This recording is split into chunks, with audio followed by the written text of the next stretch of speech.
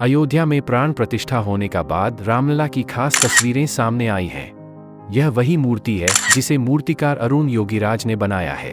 तस्वीर में रामलला माथे पर तिलक लगाए बेहद सौम्य मुद्रा में दिख रहे हैं। आइए जानते हैं मूर्ति में क्या खास है।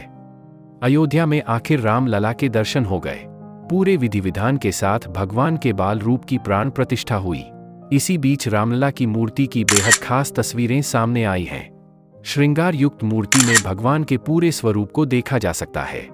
तस्वीर में रामलला माथे पर तिलक लगाए बेहद सौम्य मुद्रा में दिख रहे हैं। आइए जानते हैं रामलला की मूर्ति की सभी विशेषताएं।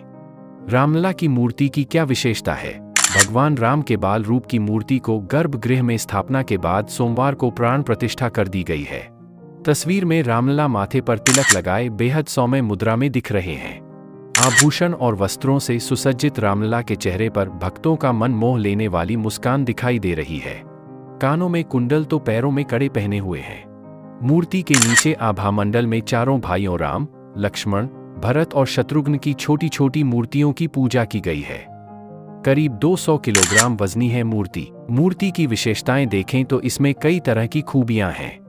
मूर्ति का वजन करीब 200 किलोग्राम है। इसकी कुल ऊंचाई 4.24 फीट जबकि चौड़ाई 3 फीट है। कमल दल पर खड़ी मुद्रा में मूर्ति, हाथ में तीर और धनुष है। कृष्ण शैली में मूर्ति बनाई गई है। मूर्ति श्याम शिला से बनाई गई है जिसकी आयु हजारों साल होती है। मूर्ति को जल से कोई नुकसान नहीं होगा। चंदन, रोली आदि लगाने से भी मूर्ति पर कोई प्रभाव नहीं पड़ेगा। और क्या खास है?